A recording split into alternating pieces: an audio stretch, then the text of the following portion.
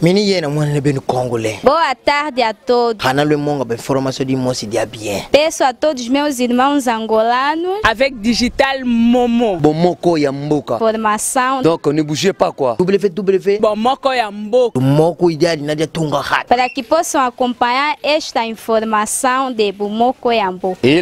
Oh Amérique. Oh Afrique. Oh Asie. Oh Océanie avec Digital Momo. Chaque semaine, nous faisons le tour des questions qui agitent le débat public, qui agitent le débat politique. Tous sont d'accord qu'il n'y a pas d'élection en 2017. La transition est incontournable. Alors, question à 1000 francs. Avec ou sans Joseph Kabila, question à 10 000 francs. Comment est-ce que ça va se passer? Et toutes les projections ne donnent pas les élections avant fin 2019.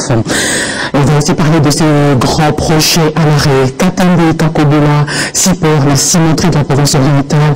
Est-ce que c'était de la poudre aux yeux ou pas?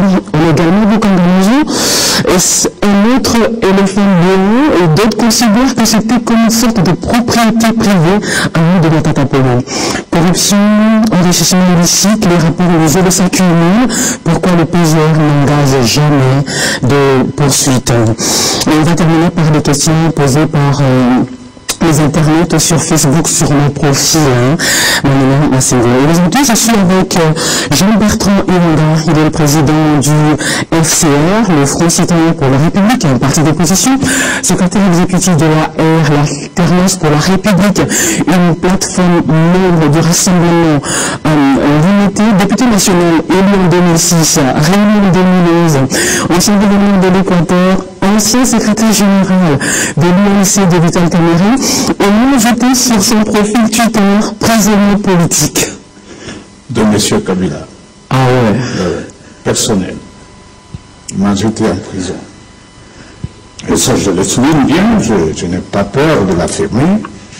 Il semble que, suivant certains rapports, j'aurais offensé le chef de l'État. Il n'a jamais apporté cette preuve.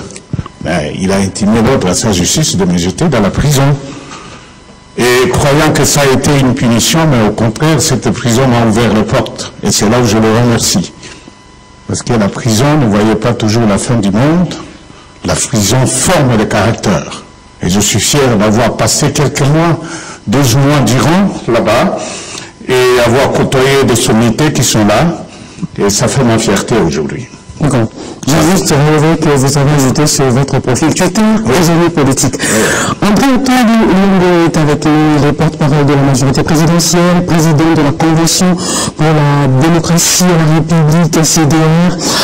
Ancien flic en chef à l'époque d'Isaïr, ancien patron de l'IGK, le président du conseil d'administration de la SNEL, ça c'est juste un détail. Pourquoi Pourquoi un détail? On peut ne pas le dire. Pour être complet. Pour être complet, il faut dire tout ce que vous savez. D'accord, je vous le conseille. Et quand lui, il ajoute prisonnier politique sur son profil Twitter. Il n'est pas le seul à avoir ce privilège. Moi aussi, j'ai été prisonnier politique. Donc, ce sont des choses qui arrivent. Voilà. Et surtout que lorsqu'on est un prisonnier personnel, ça donne une autre connotation. Ah, prisonnier personnel. Mais oui, parce qu'on ne m'a jamais convaincu. Voilà, ils ont décidé d'envoyer-les en prison. Donc lui, c'est parce qu'il était dans un régime qui s'est terminé, qui s'écoulait, et puis on l'a ramassé. Je crois qu'il n'avait pas vraiment de problème politique. Il a été retenu et puis après relâché. Ça au moins je le sais. Mais vous ne savez pas dans quelles conditions j'ai été arrêté. Bon, je fais grâce. Oui, c'était vers la fin de règne. Non. Et ça risque de revenir. On va pas refaire l'émission sur ça. Je vais peut-être rappeler que vous avez été le premier invité de débriefing à ses débuts il y a 4 ans. Très bien. Le numéro 00, c'était vous. C'était un plaisir. Et puis, André Anatombi est passé plusieurs fois dans un débriefing, à ne pas oublier. Première question, Moussa Faki Kinshasa a pris une mission de la SADC. Est-ce un soutien ou un avertissement? Non, je pense que lorsque une personnalité africaine passe par un pays africain quelconque, c'est d'abord pour s'informer, pour s'informer et se pénétrer des réalités de ce pays. S'informer auprès des acteurs politiques et s'informer auprès du chef de l'État afin qu'il puisse avoir une opinion personnelle sur la vie de ce pays-là. Et il pourrait alors donner des conseils, parce qu'il faut toujours respecter la souveraineté des États, quelles que soient les circonstances. Bertrand Wanga, c'est un soutien ou un avertissement? Non, il est venu rencontrer, il a été invité par la majorité, leur chef. Nous disons qu'il est venu en tourisme. Et nous lui avons dit le mot juste. D'abord, nous ne croyons pas à la volonté de l'Union africaine de pouvoir soutenir le Congo. C'est un syndicat de dictateurs. Et ils ne peuvent que soutenir le président Kabila parce qu'ils sont dans le syndicat. Il est venu, on lui a dit que nous n'avons pas de conseil à recevoir de l'Union africaine ou des organisations sous-régionales qui, tous les temps, continuent à féliciter le régime de M. Kabila pour tout ce qui se passe. Nous avons eu Kodjo, surtout de l'Union africaine, et ce n'est pas lui qui va changer la donne. Donc notre communiqué a été très clair. Vous êtes venus. Le problème pour notre pays s'appelle M. Joseph Kabila. Il n'y a que ça. Il a refusé d'organiser les élections. Et aujourd'hui, vous allez nous donner quel conseil? Le peuple congolais doit prendre ses responsabilités pour se libérer et ne pas compter de toutes ces organisations. Et nous nous posons maintenant la question de savoir, est-ce que quand nous aurons le pouvoir, parce qu'il arrive, est-ce que le Congo doit rester au sein de l'Union africaine? Parce que le Maroc était sorti de l'Union africaine et a tenu bon. Donc, toutes ces organisations continentales... Le Maroc est revenu. Revenu, mais avec toute la dignité. Mais il faut qu'il y ait cette expérience pour le Congo. Nous ne croyons pas à tout ce monde-là. Et ils n'ont pas de leçon à nous donner. Il est venu, par politesse, nous sommes venus le rencontrer, et puis on lui a dit toute la vérité sur notre position, qui est connue de tous. Est-ce que vous le comprenez quand il reproche à l'Union africaine d'avoir des partis pris?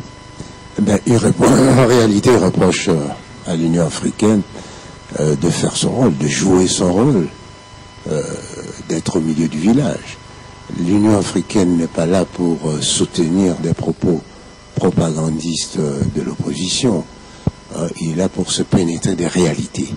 Et quand on voit la personnalité de ces responsables, je crois qu'ils méritent un meilleur traitement que quelquefois des directeurs obscurs des Nations Unies ou de l'Union africaine auprès de qui on se rend avec pompe. Alors, tous sont d'accord qu'il n'y a pas d'élection cette année. Alors, la transition a été incontournable avec ou sans Joseph Kabila. Comment ça va se passer? Bon, je voulais dire que pour l'Union africaine, il y a un petit bémol. C'est que vous avez vu CEDEAO. Le président de CEDEAO a fait pression s'il y a jamais. Et il a pris son jet un soir. Vous voyez, 2 poids, 2 mesures. Et nous ne sommes pas loin de ces conditions-là. Bon, madame, vous me posez la question, tout le monde est d'accord qu'il n'y a pas élection. Nous, on continue à respecter l'accord. Mais malheureusement, la volonté du pouvoir de M. Kabila veut qu'il n'y ait pas des élections au 31. Mais nous disons que s'il n'y a pas élection, après le 31, M. Kabila aura déjà démissionné, aura déjà quitté le pouvoir. Vous me direz comment, mais il y aura une forte pression de notre peuple. Ça, rassurez-vous. Le peuple congolais, c'est un lion qui dort, c'est un éléphant qui dort, à un matin ou un soir, au regard des souffrances, des humiliations, des morts, sous le régime décadent. 5000 morts au Kasaï, 650 viols, 80 fausses communes. Et les gens ont le courage de pouvoir continuer à gérer le pays. Nous n'allons pas accepter ça. Comment ça va se passer, avant de repasser la parole à M. Atunde? Mais ça Une va transition sans Joseph Kabila. Oui. Comment ça va se passer d'après vous? Mais c'est que M. Kabila n'est pas là, la classe politique va se retrouver et nous allons désigner une personnalité de la société civile pour pouvoir conduire le pays. Mais demandez comment, comment nous allons nous mobiliser. Et nous nous mobilisons déjà. Nous sommes déjà dans l'étape de la désobéissance civile. parce qu'on n'a pas convoqué les élections. Et puis après, la pression sera telle que M. Kabila prendra ses responsabilités.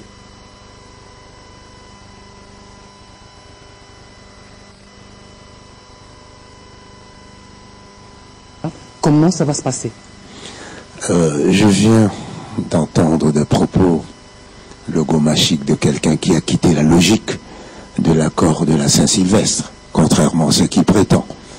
Car cet accord, dans sa disposition 4 romains point 4 arabe, dit que la CENI, le Conseil national de suivi de l'accord et le gouvernement de la République démocratique du Congo doivent se réunir régulièrement pour évaluer la marche du processus et pour évaluer la marche du processus et pour décider consensuellement, s'il le faut, du délai supplémentaire à accorder. Voilà les termes de l'accord.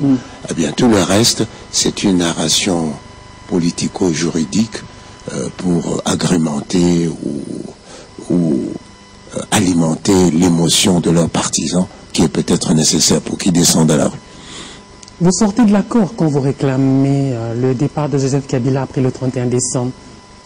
Non, mais quand il dit que le gouvernement, la CENI et les syndicats se retrouvent nulle part dans l'accord de la Saint-Sylvestre, on dit c'est pour assurer une prolongation.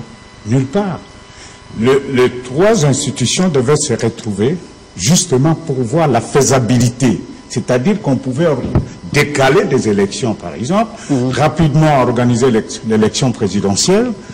La circonscription est connue, ça ne pose pas de problème. De tels aménagements peuvent se faire. Nulle part dans l'accord, il est dit qu'on va pouvoir assurer une prolongation. Tout s'arrête le 31. C'est pourquoi nous disons qu'au-delà du 31, M. Kabila ne peut plus continuer. Et nous le disons parce que nous respectons l'accord. Mais nous dire que les trois institutions vont se retrouver pour envisager une prolongation, l'accord ne dit pas ça. Ça, c'est une interprétation émotionnelle de ceux qui veulent s'éterniser et s'accrocher au pouvoir. Et il ne manque pas de superfuge ou des arguments pour chercher à justifier des positions. Nous sommes clairs là-dessus parce que M. Kabila aura perdu toute légitimité, lui conférée par l'accord, et même la Constitution, parce qu'il était déjà dans son dernier et second mandat. Nous ne pouvons pas tolérer ça. Ça serait une humiliation pour notre peuple. Pour une fois, le peuple congolais se mettra debout. Alors, nous disons que nous respectons l'accord, parce que l'accord court jusqu'au 31. Il est le président reconnu par l'accord. Mais au-delà du 31, il a quel titre? C'est un citoyen comme tout le monde, sauf qu'il est le gardien des armes. Mais il faut faire tout pour qu'il ne garde pas ses armes, parce que son mandat est terminé, il doit partir. Et les pressions pacifiques de la non-violence vont s'abattre sur les gens de la majorité pour que les choses se corrigent. Alors, au 31 décembre, hein, l'accord tombe caduque. Oui ou non?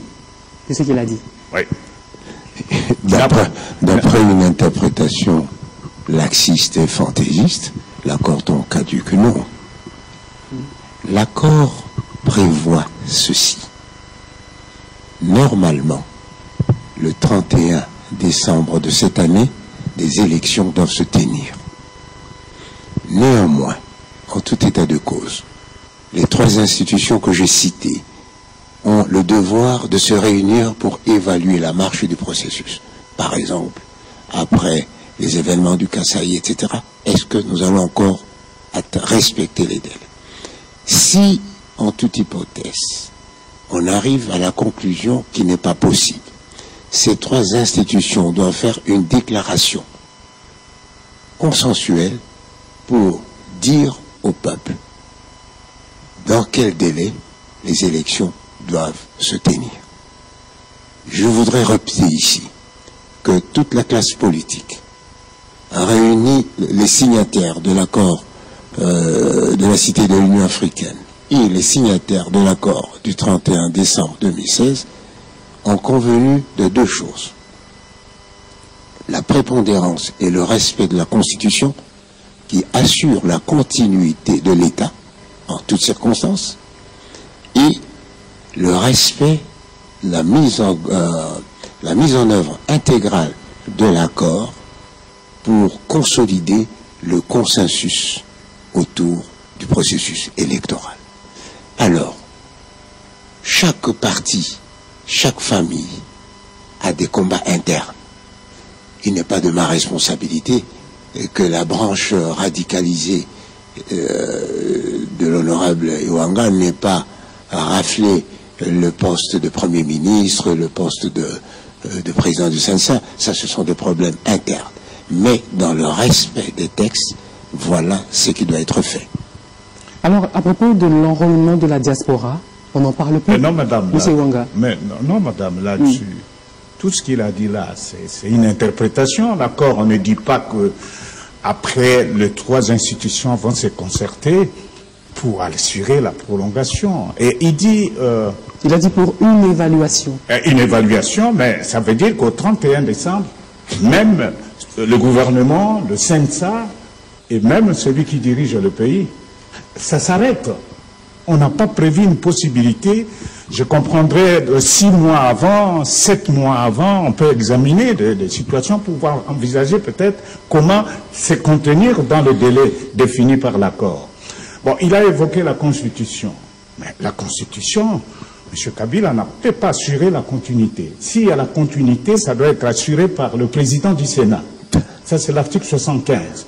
Parce que lui, il a refusé d'organiser les élections, conformément à l'article 73.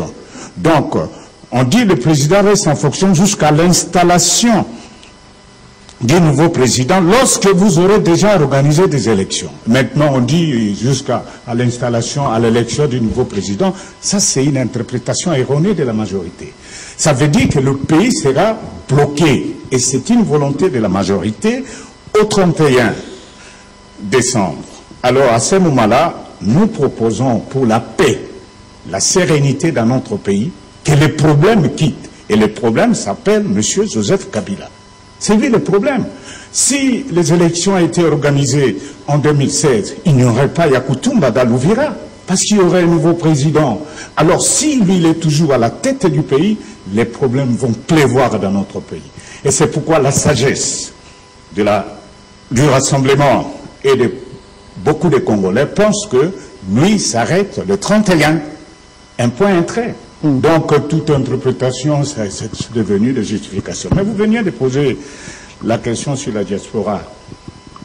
La guerre du Kasaï, la question de la diaspora et tout ce qui va arriver après, ça rentrait dans la stratégie de la majorité de pouvoir s'accrocher au pouvoir. Rester éternellement. Ils disent qu'il y a beaucoup d'impératifs, mais voulu, il n'y a pas de volonté politique pour qu'on aille aux élections. C'est pourquoi, fatigués de toute cette tergiversation et de tous ces détours, nous disons qu'au 31, il doit partir pour nous laisser la latitude d'organiser les élections très rapidement et doter le pays des institutions capables de répondre, de relever de nombreux défis que ce pouvoir décadent a imposé au peuple congolais. Voilà. L'enrôlement de la diaspora, on n'en parle plus. Mais ça, c'est... Je crois que la CENI l'évoque régulièrement en signalant quand même la difficulté concrète qu'il y a à passer dans cette phase-là. Bon, ce qui est curieux plutôt, c'est que l'opposition n'en parle pas, n'est-ce pas? Bon, ceci dit, je reconnais une certaine logique dans les propos de M. Iwanga. Quelle est la logique? C'est la logique de leur plan initial, de prendre le pouvoir, d'installer un régime d'exception à la faveur d'un chaos artificiellement créé. Mais Dieu merci, le peuple congolais n'est pas dupe. L'article 64 de la Constitution est là pour faire barrage à la folie démocratique de ceux qui voudraient prendre le pouvoir dans ces conditions-là. De nous tous, de tous les acteurs politiques en présence, seul le président Kabila a la légitimité démocratique de l'ensemble du peuple congolais pour continuer à rester là où il est, compte tenu de sa volonté exprimée de façon authentique dans la Constitution. Alors, il ne faut pas confondre les frustrations, les ambitions.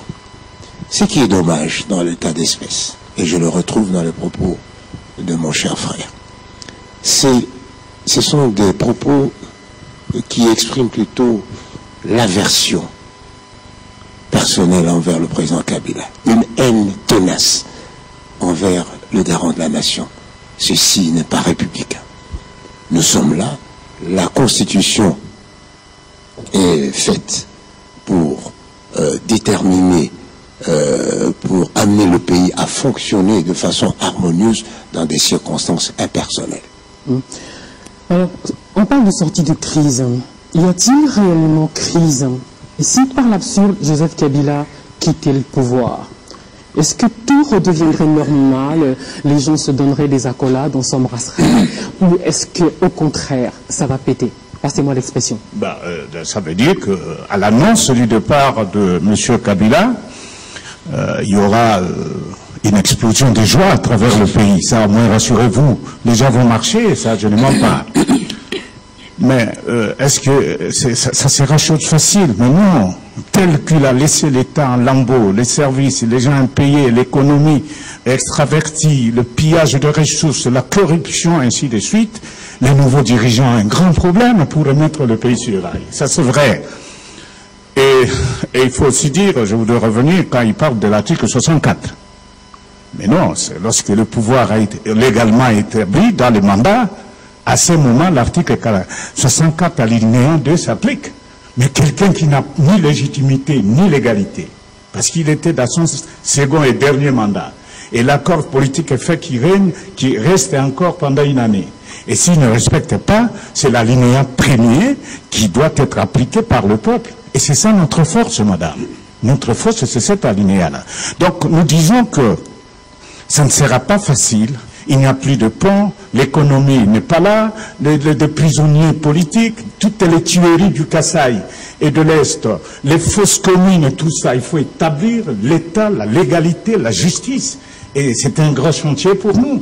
Donc ce régime va nous laisser très orphelins de beaucoup de préoccupations et nous nous préparons pour ça et nous sommes blindés pour ça, pour reprendre le pays. C'est un problème de courage politique et de la volonté de bien faire et servir son peuple.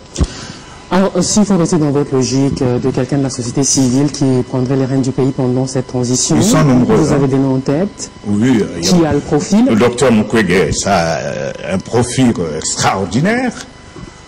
Le jeune syndicat, pour ne citer que cela, il a un profil extraordinaire. Nous avons parmi nos prêtres, parce que quand il parle de régime d'exception, mais ce qui s'est passé au Burkina Faso, mais on s'est convenu sur une personnalité.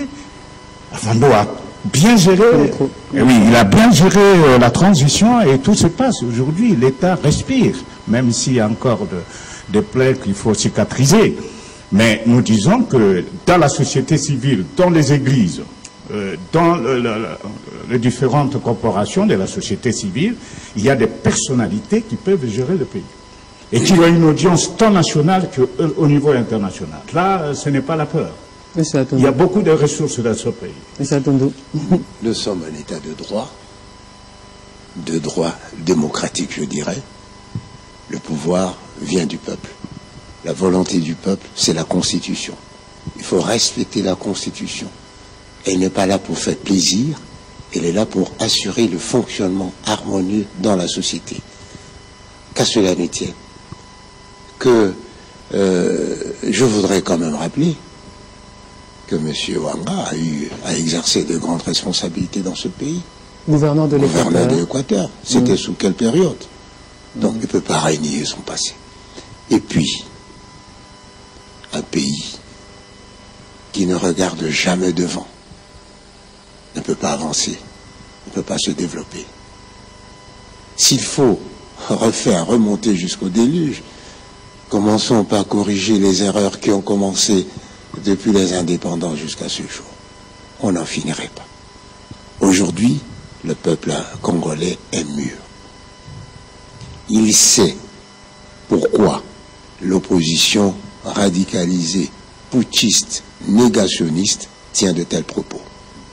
C'est parce qu'ils sont incapables de prendre le pouvoir par la voie démocratique. C'est parce qu'ils ont été découverts. Leurs relations suspectes et malencontreuses avec des personnalités, des partenaires extérieurs ont été découvertes. Ils ont peur. Vous faites allusion à qui? Ils le connaissent, n'est-ce pas? Que ce soit Soros, que ce soit je ne sais qui dans l'entourage, ils sont là, ce sont leurs sponsors, n'est-ce pas? Et les relations entre Soros et Katumbi ne sont pas secrets, évidemment.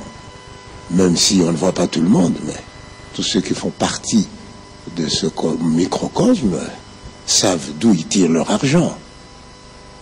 Mais aujourd'hui, nous devons être à même de défendre notre souveraineté, notre droit d'inventer notre avenir.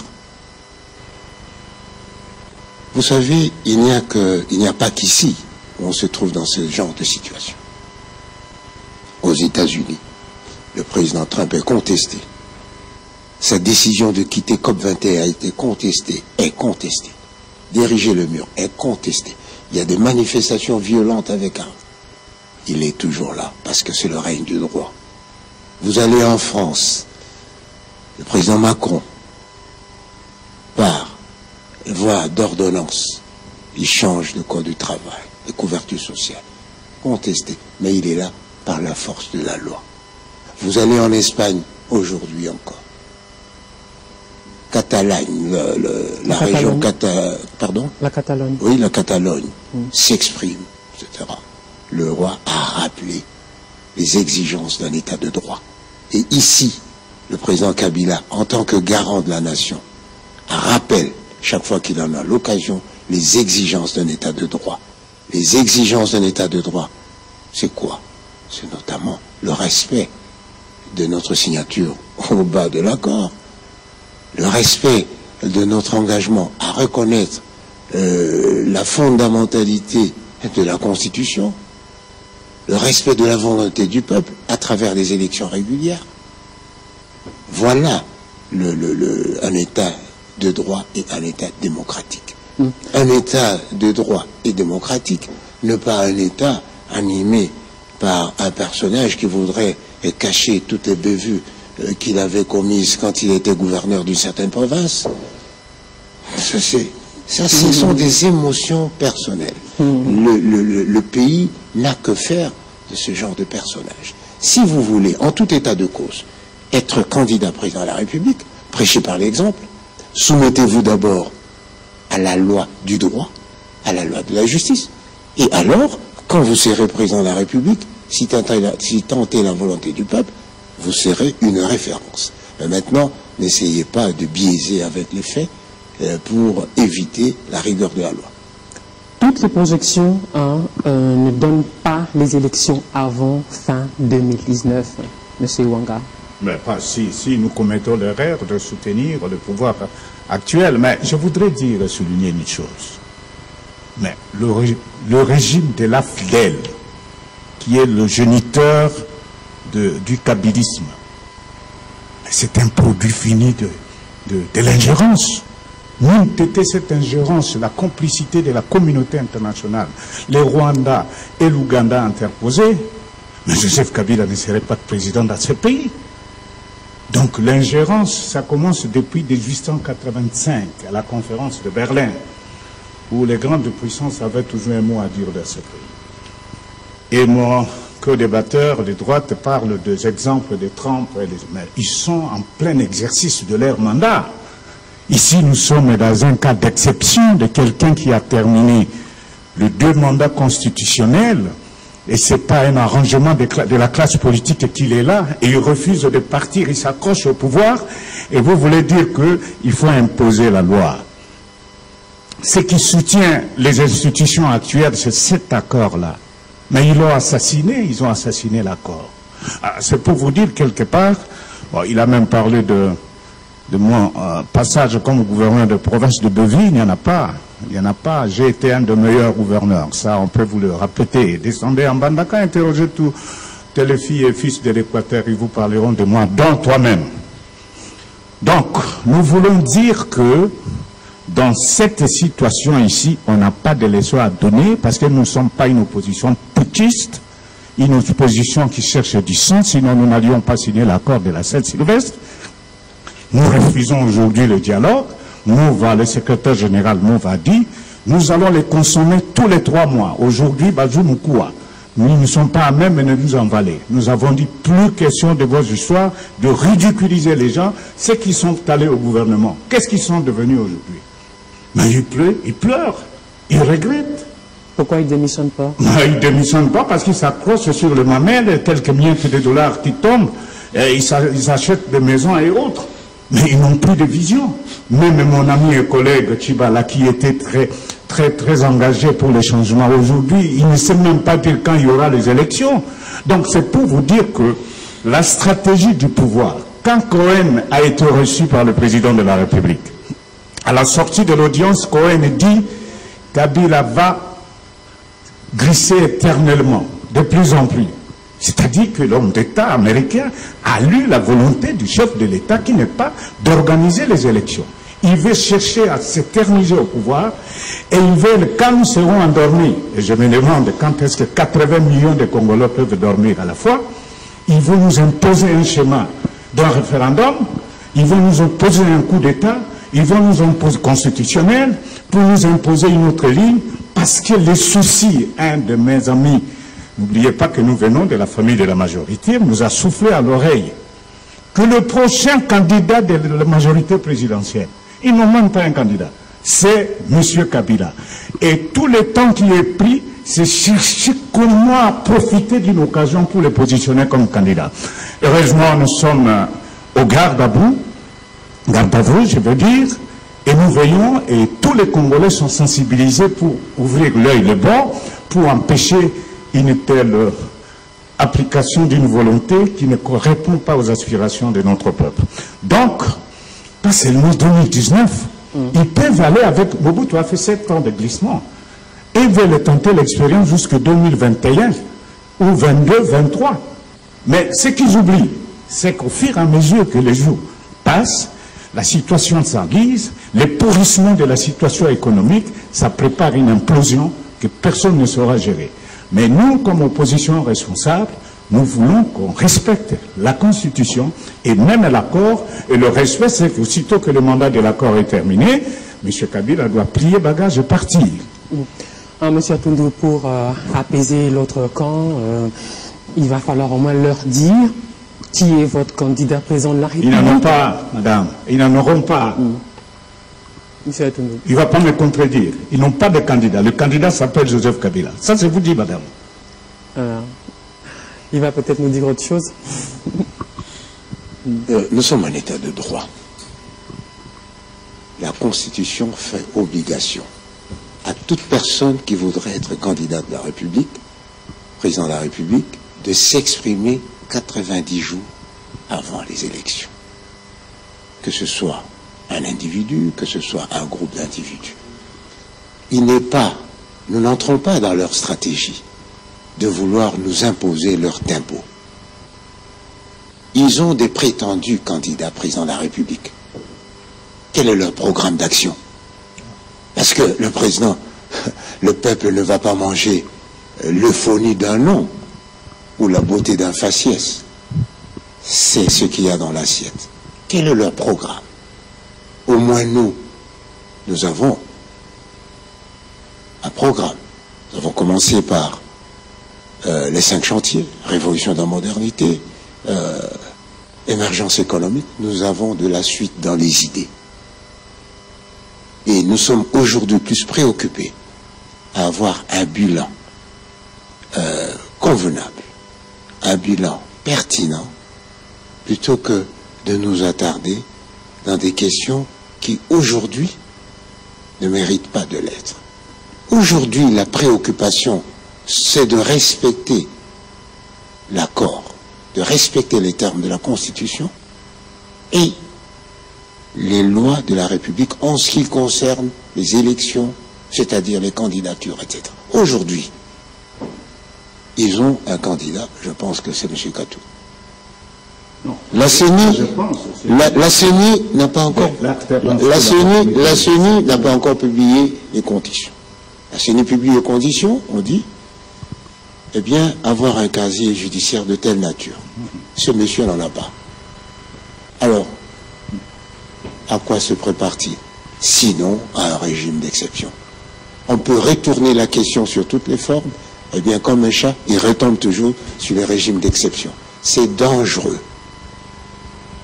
Le peuple est le seul qui doit décider de notre sort par les élections. Alors, on a parlé des préoccupations sociales, on va y revenir avant de terminer cette émission, il nous reste un quart d'heure. Tous les grands projets sont à l'arrêt, Katende, Kakobola, la cimenterie de la province orientale, c'était de la poudre aux yeux ou pas? C'est le bilan du régime. Je suis surpris que mon frère revienne encore sur ces 5 chantiers que nous avons tous oubliés. Et la révolution de la modernité n'a été que de la fumée dans les yeux. Pour vous, rien n'est fait. Le bilan, ce sont les fosses communes du Kasaï, Monsieur Wanga, pour vous, rien n'est les fait. 5000 morts. Il n'y a pas d'infrastructure construite, il n'y a pas de route, il n'y a pas de Il y pont. a eu quelques balbutiements d'action pour des routes agrandies comme à Kinshasa et plein de trous aujourd'hui. Quelques initiatives comparées au régime de Mobutu, c'est combien sur 10? Et lui, il n'a pas un bilan à présenter au peuple congolais, à part les fosses communes, les 5000 morts, sans parler des millions de l'Est et d'ailleurs. C'est un problème. Vous citez tous ces éléphants blancs, et ils ne sont même pas blancs parce que d'autres n'ont même pas commencé. Mukangalonzo, qui a suscité beaucoup d'espoir ici, ça n'a été qu'une arnaque. Les gens se sont tirés de 200 millions de dollars, ils se sont partagés. Aujourd'hui, c'est une histoire de bite écoutez. C'est le chute de Katende. Mais il n'y a rien. Mon collègue m'a dit que, un de mes collègues députés m'a dit que là, si vous allez au chantier là-bas, il y a une vieille brouette avec un vieux véhicule. Il n'y a que ça comme réalisation.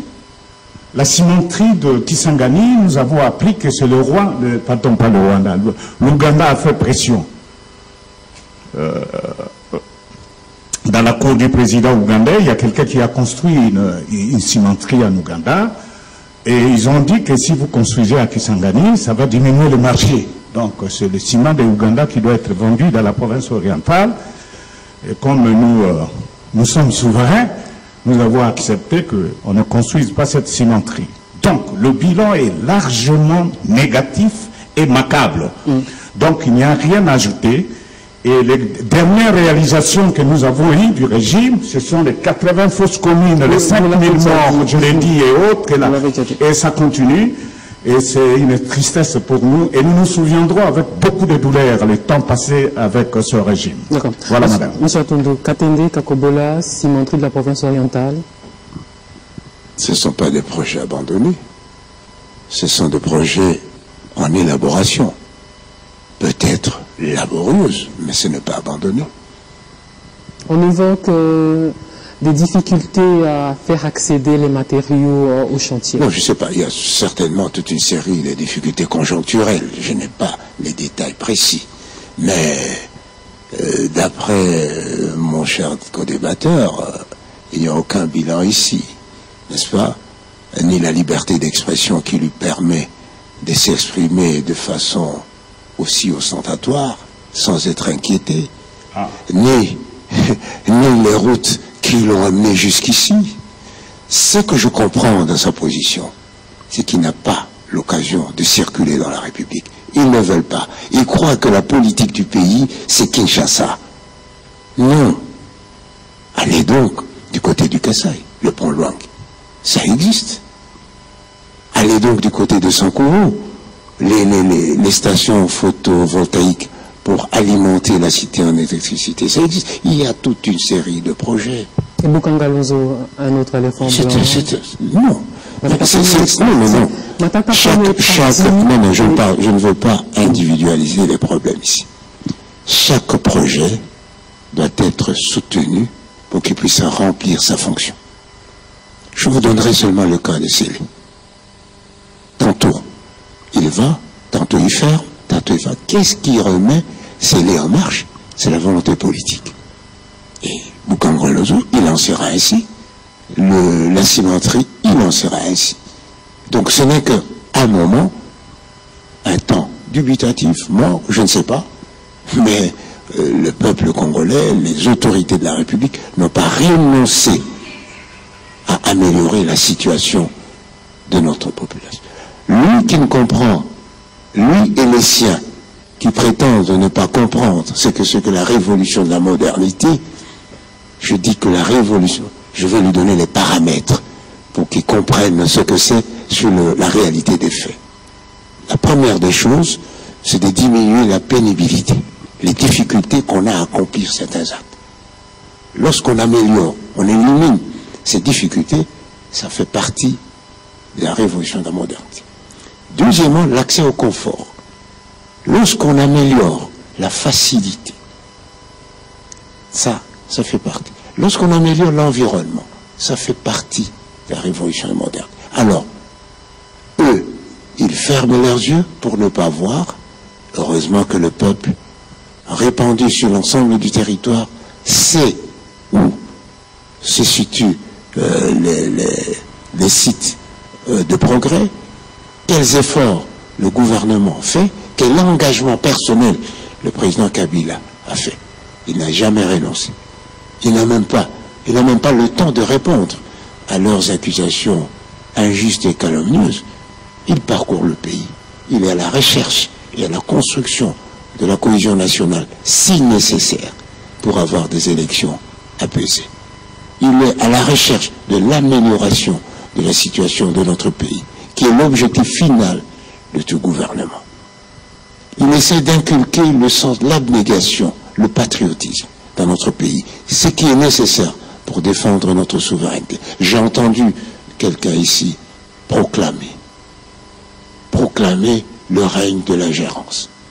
Eh bien, il n'en sera pas question. Le président l'a rappelé de façon polie et ferme à la tribune des Nations Unies.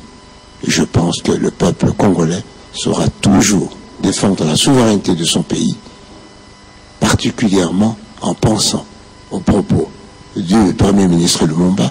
Nous devons écrire l'histoire de notre pays chez nous. Pour cela, nous devons défendre la souveraineté de notre pays et de notre peuple. Corruption, enrichissement illicite, les rapports, le zolo s'accumule. Pourquoi est-ce que le PGR n'engage jamais de poursuite? Il faut aussi évoquer le rapport sur le FPI où sont incriminés certains de vos collègues de l'opposition.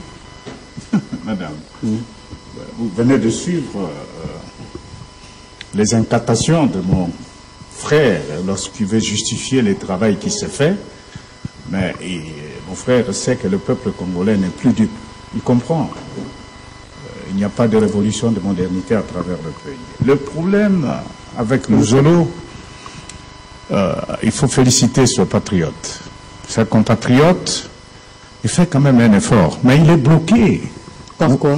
Vous voyez que pour ramasser un politicien, il vous a dit la liberté d'expression, on ne vous inquiète pas. Pour ça, le procureur général de la République, mais il vous ramasse dans les secondes qui arrivent. Alors qu'il y a de détourneurs, de fossoyeurs de l'économie, identifiés et connus, et on ne les poursuit pas.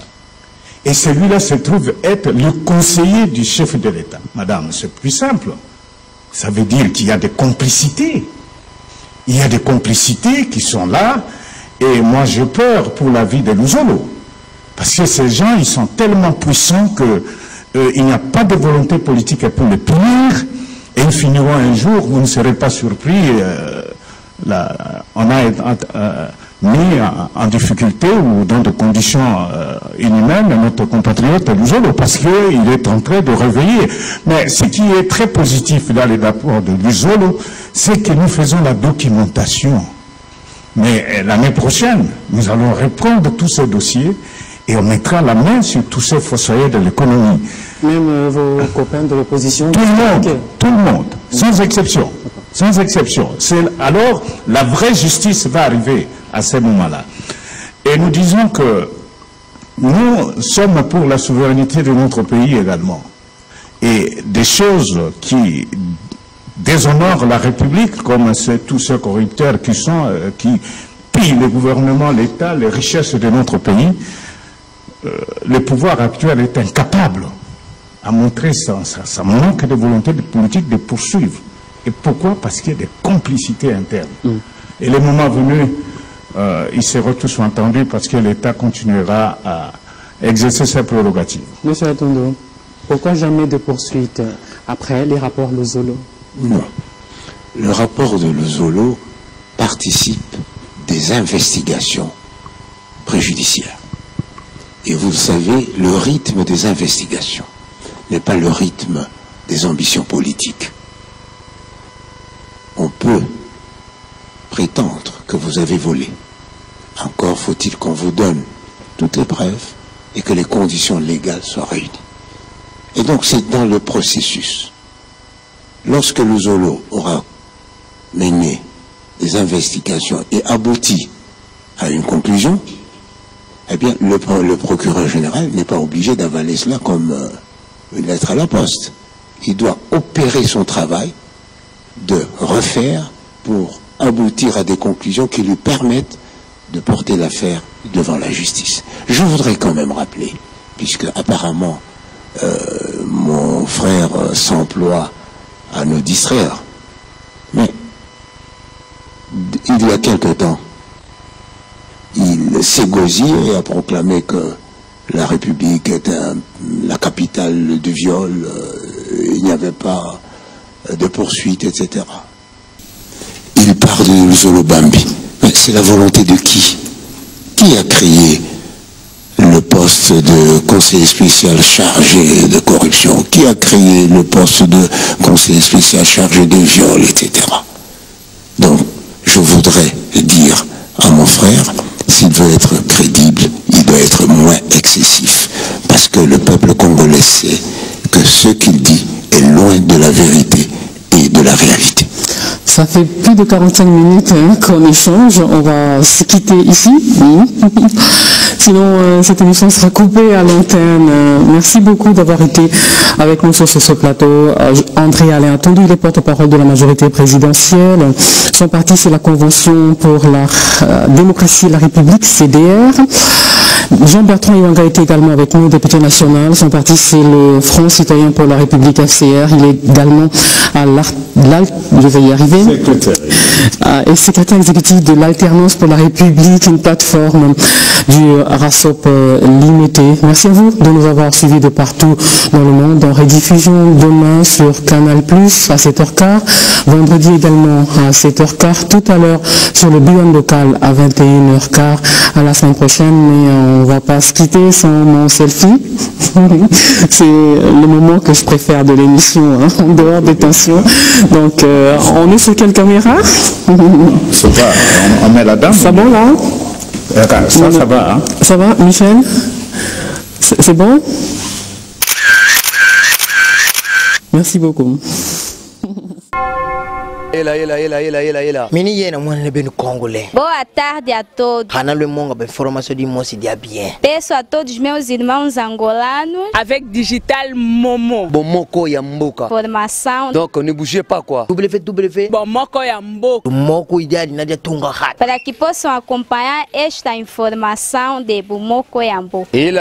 Oh Amérique. Oh Afrique. Oh Asie. Oh Océanie. Avec Digital Momo. Papopi, motoki bala lobi, botala ka bomoko ya mboka merci.